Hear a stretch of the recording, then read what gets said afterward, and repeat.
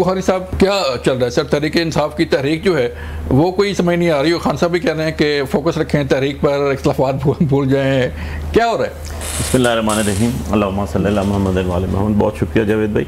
देखें, तहरीक तो इटसेल्फ है, और तहरीक का सबसे बड़ा एलिमेंट तो ये होता है कि आप पिछले 10 दिन से देख लें, सारे टीवी शोज में एक तहरीक का ही जिक्र हो रहा है, इसके अलावा तहरीक इंसाफ का एक है ना। सो बात यह है कि जब तहरीक शुरू होती है तो through out the Pakistan start होगी इंशाल्लाह, और प्रैक्टिकली वो वैसे भी जब भी हमने तहरीक स्टार्ट की तो सारे पाकिस्तान से स्टार्ट हुई, आउटसाइड द पाकिस्तान भी स्टार्ट हुई, और उसका इम्पैक्ट भी आया बहुत ज़्यादा कि आपको रुदू बराज, आपको जनाब बराज, आपको जेलम रिवर ब्रिज, आपको जनाब रिवर ब्रिज, आपको रावी ब्रिज, आपको अटक, आपको सी पैक, आपको मोटरवेज, आपको इस्लामाबाद से बाराकऊ से हर रास्ते बंद करने पड़ गए, इवन अदरवाइज भी अल्टीमेटली आपको फिर लाइव बुलेट्स मारनी पड़ गई। सो इशू ये है कि तहरीक इंशाल्लाह खान साहब ने कह दिया, उनकी बात पे लबैक होती है, आपको पता है जो डिसीजन उनका आता है। और इसमें तो एक खास बात ये है कि इस तरह तो उन्होंने खुद कहा है कि मैं खुद इसको लीड करूंगा और अपने तरीक़ेकार से करूंगा। अच्छा, कैसे? तो उनका मैसेज आज आ चुका है कि सारे जो हैं वो तहरीक के हवाले से या अदरवाइज किसी भी किस्म का कोई पर्सनल डिस्प्यूट अगर किसी का है तो उसको ख़त्म कर दें और आपस में जो है वो सिर्फ तहरीक के लिए फोकस कर लें इसके ऊपर। एक तो ये डिसीजन आ गया। अब उसके बाद दूसरी चीज़ ये आ जाएगी बड़ी सिंपल कि खान साहब वहाँ से, क्योंकि पैटर्न इन चीफ भी हैं वो अपनी पार्टी के और हमारे कायद भी हैं, उन्होंने जो है वहाँ से जो इंस्ट्रक्शंस देनी है वो एज इट इज़ फॉलो होंगी इंशाल्लाह। ठीक है, तो कैसे लीड करेंगे? जेल के अंदर बैठ के इंस्ट्रक्शन फॉलो जो है, यहाँ तो 26 नवंबर के वाक़े के बाद जो है वो लोग यहाँ पे फिरते रहे, कोई उन्हें पूछने वाला कौन नहीं था। देखें जावेद भाई, तरीक़ें तो यूँ ही चलाई जाती हैं। इमाम खमीनी ने फ्रांस में रह के ईरान में तहरीक चला दी थी, 1964 से स्टार्ट हुई और 79 में जाके वो पाया तक पहुंची। नेल्सन मंडेला ने जेल में रह के तहरीक चला दी और इमरान खान साहब ने 2 साल में जेल में जो बात कही, जब उनका मैसेज बाहर आया तो आप देख लें अवाम जोक दर जोक है। इसलिए ये कोई बड़ा इशू नहीं है, it's not a big deal. बात यह है कि आपके अवाम में पिजराई होनी चाहिए, अवाम आपके दिल से इज्जत करती है, इमरान खान को दिल से लीडर मानती है, उनके जीते हुए MNAs आपके सामने बैठे हुए हैं, इनको असेंबलीज में जाने दिया गया। सो इमरान खान साहब का जो डिसीजन आएगा, जो फैसला होगा वो आप देख लीजिएगा, वो इंशाल्लाह एज इट इज जो है वो जो फैसला आया, देखते हैं क्या फैसला आता है मजीद। आज तो इंस्ट्रक्शन आई है कि फोकस रखें तहरीक पर। मैम शाहिदा, आप क्या देख रही हैं, स्पेशली KP के हवाले से थोड़ा सा बताइएगा कि एक तो जो तहरीक का ऐलान किया गया है तहरीक इंसाफ की, और आज खान साहब ने कहा कि फोकस रखें तहरीक पर, अपने इख्तिलाफात भूल जाएं।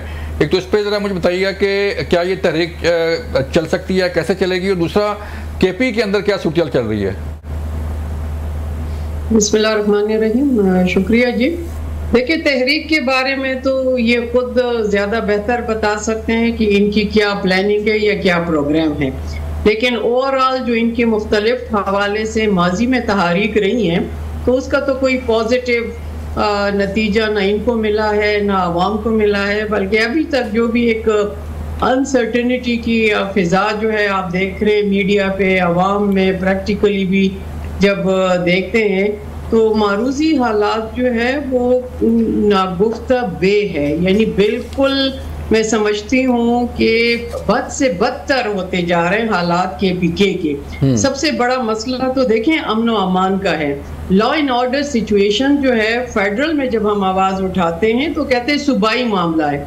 सूबाई आप देख रहे हैं कि जो अली अमीन साहब हैं, CM है इस वक्त, और उनका अपना हल्का आप देखें, वहाँ पे कोई जा नहीं सकता, वहाँ पे क्या सूरत हाल है। फिर इर्द गिर्द देख लें, पूरे सूबे में पूरा एक्स फाटा जो है वो जल रहा है, आए दिन कत्ल गारत हो रही है, कोई भी सुराग इनको नहीं मिल रहा कि आखिर ये हो क्या रहा है, वो खुद उनसे संभाला नहीं जा रहा। सेकेंडली ये कि जहाँ पे अवाम के रिफा की बात है तो न पहले हुकूमतों में कोई ख़ास हमें इस तरह कोई पॉजिटिव इम्पैक्ट नज़र नहीं आया जब प्रॉपर इनकी हुकूमत थी, और फिर अभी जो हालात हैं वो तो ठीक है, इनके साथ चाहे इंतकाम हो रहा है या ये खुद इनका किया हुआ है या नहीं किया, व्हाटएवर जो भी है ये आप भुगत रहे हैं, लेकिन फुल स्ट्रेंथ के साथ भी इन्होंने कोई खास प्रोग्रेस नहीं की, और यही वजह है कि वो इनके लिए भी एक मनफी तासुर जो है अवाम में उभर रहा है। ठीक है। और सबसे बड़ी बात यह है कि अली अमीन ने जो पिछले हफ्ते जुबान इस्तेमाल की, मैं आपके तवस्सुत से उसको सख्त कंडेम करती हूँ, मुजम्मत करती हूँ उसकी, कि जब कभी इत्तेफाक और इत्तेहाद की तरफ ये हमारी तरफ बढ़ते हैं और आगे एक अपोजिशन मेंबर के होने के नाते मैं जरूर कहूंगी कि जब पार्लियामेंट में जब हम एक साथ बैठे हुए हैं अपोजिशन में, तो लगता तो ये है कि अली अमीन जो है वो पहले सिर्फ नौकरी कर रहे थे, अब चाकरी पे आ गए। अच्छा। और अब ये सूरत हाल जहाँ पे इत्तेहाद और इत्तेफाक का मंजर पेश करना था, वहां पे ये डिवीजन पेश कर रहे हैं, जो कि अपनी जमात के लिए इनका बहुत ही ज्यादा नुकसानदेह है। तो इस पे इनकी जमात को भी सोचना चाहिए और इनकी लीडरशिप को भी, कि अगर कोई पॉजिटिव एक मस्बत पैगाम किसी अपोजिशन की पार्टी से आना था तो वो भी ये खुद खत्म कर रहे हैं। तो ये चीजें जो है उनको सोचनी चाहिए, सेंसिटिविटी, सियासत में दोस्ती बनानी चाहिए ना कि दुश्मनी। ठीक है, बातचीत भी करनी चाहिए, मुज़ाकरात भी होने चाहिए, बिल्कुल ठीक है। जाहिद खान साहब, आप तो केपी से आपका तल्लुक है और केपी से ही जो है वो गंडापुर साहब लोग लेके गए थे पंजाब में, और पंजाब में जाके प्रेस कॉन्फ्रेंस की थी। तो हालात क्या हैं, किस तरफ जा रही हैं चीज़ें कि जो कोई तहरीक इंसाफ की जो तहरीक है वो कोई चलती नज़र आ रही है? कोई परेशानी है हुकूमत को कि कोई ज़्यादा लंबी तहरीक ना चल जाए? देखिए जी, हुकूमत को तकरीबन कोई 1-1.5 साल से जब ये आए अपोजिशन में बैठे तो फेस कर रहे हैं, हुकूमत को कोई परेशानी नहीं है। हाँ। अगर पुरअमन एहतजाज कोई करता है, अगर वो काफिला लेके गया लाहौर में, तो उसको कुछ नहीं कहा गया। इसलिए नहीं कहा गया कि पुरअमन मुस्तहक है, जो मर्जी कर दे, क्योंकि जमहूरियत में तो ये होती है। ठीक है। तो जिनसे भाई उसने तो इमाम खुमैनी के वो दिया मिसाल दिए, तो हमारे खुमैनी के टाइम पे तो एक डिक्टेटर ईरान में बैठा हुआ था, इंसानी हुकूक का तो कोई सवाल ही पैदा नहीं होते, पार्लियामेंट तो थी नहीं। इधर अभी पार्लियामेंट मौजूद है, जमहूरियत है, आप आवाज निकाल सकते हैं, पार्लियामेंट में बोल सकते।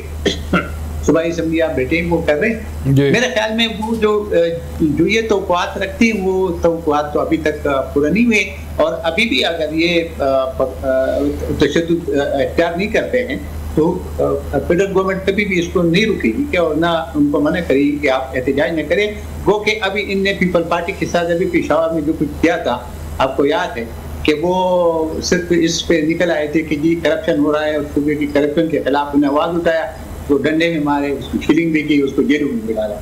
तो जो चीज आपके लिए पसंद करते हैं वो दूसरों के लिए भी पसंद करे तो ज्यादा बेहतर होता है मेरे ख्याल में। लेकिन हम इस वक्त ये कह रहे कि हमारे सूबे का तो बहुत बुरा हाल है, जिस तरह बयान ने बताया। अब आप मुझे बता दें कि वहाँ पे टांग में पुलिस हड़ताल करते हैं और वो कहते कि हम इख्तियार दे दे, हम उनसे निमट सकते हैं दहशतगर्दों से।